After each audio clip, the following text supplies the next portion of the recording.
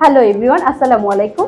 আমি রাহা from IELTS Doctor। আজকে আমি কথা বলবো আমাদের একজন রানিং স্টুডেন্ট রুদ্রর সাথে। ও অ্যাকচুয়ালি আমাদের এখানে IELTS কোর্সটা করছে। তো ওভারঅল ওর কাছ থেকে একটু জানবো আমাদের IELTS ডক্টর থেকে ও IELTS কোর্সটা যে করছে, তো ওর অনুভূতিটা কেমন বা ও কি কি ফ্যাসিলিটিস আমাদের এখান থেকে স্পেশালিটি কি কি পাচ্ছে। তো ওভারঅল ওর সাথে কথা বলে আজকে আমরা একটু জানবো। হ্যালো রুদ্র, কেমন আছো? আলহামদুলিল্লাহ। ওকে, আচ্ছা রুদ্র, আমি যদি একটু তুমি তো আমাদের এখানে IELTS কোর্সটা করছো, তো কতদিন ধরে কোর্সটা করছো? আমাদের এখানে কতদিন ধরে আছো? 1 মাস প্লাস আর কি। ওকে, 1 মাস প্লাস। আচ্ছা, ওভারঅল মিলে আমাদের এখানে স্টার্টিং থেকে শুরু করে 1 মাস এই জার্নিটা তোমার কেমন লাগছে? ওভারঅল এখনো আমি আলহামদুলিল্লাহ একটা ভালো স্টেজে আছি, মানে আগের যে অবস্থা ছিলাম ওর থেকে অনেক ইমপ্রুভ হয়েছে আমার। ওকে, গ্রেট। তো আমি যদি একটু পয়েন্ট করে বলি, স্পিকিং এর যদি একটা ব্যাপারে যদি আমি আসি, স্পিকিং আমাদের একটা পার্ট আছে। সেক্ষেত্রে অনেকে আমার কাছে কোয়েশ্চেন করে যে আপু, আমি তো আসলে স্পিকিং এ খুব একটা ভালো কিছু বলতে পারি না, আমি তো কথাই আমার মুখ থেকে বের হয় না, সেক্ষেত্রে আমি কি আগে স্পোকেন কোর্স করে আসবো কিনা? তো এই ক্ষেত্রে যদি আমি তোমাকে অ্যাজ এ স্টুডেন্ট প্রশ্ন করি যে IELTS স্পিকিং এর কোর্স সাথে নর্মাল স্পোকেন কোর্সে কি কোনো ব্যাপার আছে? ওই যদি স্পোকেন কোর্সটা করে আসে, তো ওই ক্ষেত্রে কি কোনো ব্যাপার, মানে সেম কিছু পাচ্ছে বা কোনো ফ্যাসিলিটিস কি হচ্ছে ওর অ্যাড হচ্ছে? এটা আসলে ডিপেন্ড করে তার ব্যক্তিগত উপরে। যদি তার একদম বেসিক লেভেল থাকে তাহলে হয়তো স্টুডেন্টটা করলে পরবর্তীতে আইএলটিএস করার সময় যে স্টুডেন্টটা করবো তাতে তার হেল্প হবে। আর যদি তার গ্রাজুয়েশন লেভেলে থাকে তিনি, তাহলে আমার মনে হয় না ওনার বেসিকটা করার দরকার আছে, স্টুডেন্ট করার দরকার আছে। উনি ডাইরেক্ট আনসার স্পিকিং করতে পারে। ওকে, এই ক্ষেত্রে আমি একটু যদি অ্যাড করি যে IELTS ডক্টর স্পিকিং এর ব্যাপারে কি ধরনের হেল্প করছে তোমাদেরকে বা কতটুকু সাপোর্ট দিচ্ছে ওভারঅল স্পিকিংটাকে? ফ্লুয়েন্সি বলো, IELTS এর স্পিকিং এর তো যে ফর্মুলাগুলো আছে ওগুলো মেইনটেইন করে কতটুকু কি সাপোর্ট পাচ্ছ তোমরা? স্পিকিং এর ক্ষেত্রে হচ্ছে আমরা নরমালি আইডিয়া আমাদের থাকে কিন্তু আমরা বলতে পারি না, একটা জড়তা কাজ করে, বললে হয়তো ভুল হবে এই চিন্তা করে বলি না। এখানে বিষয়টা হচ্ছে আলাউদ্দিন ভাই স্পেশালি হচ্ছে কিছু মানে ধরায় দেয় এবং বলার চেষ্টা করে এবং আমাদের গ্রুপ সেট করে দেয়, স্পেশালি মানে 1 বাই 1 ঠিক করে দেয় যে তুমি ওর সাথে প্র্যাকটিস করবা, তাহলে আস্তে আস্তে ডে বাই ডে ডেভেলপ হচ্ছে। আচ্ছা, ওকে। আরেকটা জিনিস যদি বলি, রিডিং এর একটা পার্ট আছে, রিডিং একটা সেগমেন্ট আছে। সেক্ষেত্রে যদি বলি রিডিং তো আসলে আমাদের অনেকের কাছে খুব কঠিন একটা ব্যাপার মনে হয়, যে রিডিংটা আসলে মানে মানে এটাকে কি বলে, নট গিভেন ট্রু ফলস একটা পার্ট আছে।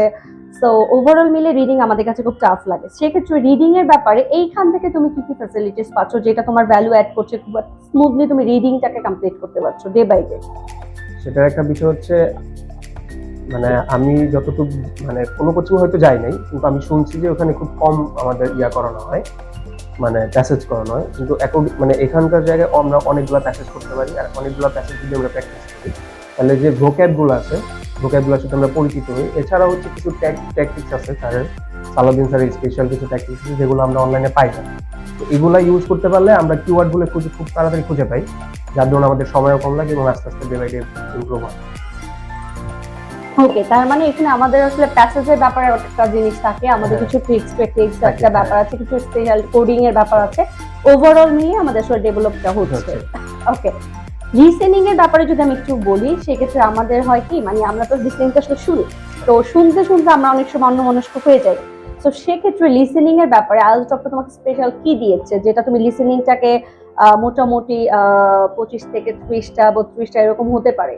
তো এই ক্ষেত্রে কিভাবে হেল্প পাচ্ছ? এই ক্ষেত্রে হচ্ছে আমারও প্রথমত এরকম একটু মানে অন্যমনস্ক হয়ে যেতাম, অন্য চিন্তা করতাম। পরে আলাউদ্দিন ভাই যেটা বললো যে তুমি মানে লিসেনিং তো 4টা সেকশন হয়, যারা করবে তারা জানবে। তো পার্ট 1 এবং পার্ট 4 হচ্ছে স্পেশালি হচ্ছে 2 দিনের মতো যদি প্র্যাকটিস করেন নিজের মন দিয়ে তাহলে এটা হয়ে যায়। কিন্তু পার্ট 2 এন্ড পার্ট 3 হচ্ছে ভাইয়া কিছু বলে দিবে যে আপনি যদি মানে প্রনাউন্সিয়েশন না বুঝতে পারেন, অডিও স্ক্রিপ্ট দেখে আপনি হয়তো 2 দিন করলে ওইটা সবার জন্য ইজি হয়ে যাবে। 25-30 উঠানো কোনো ব্যাপার না। ওকে, গ্রেট।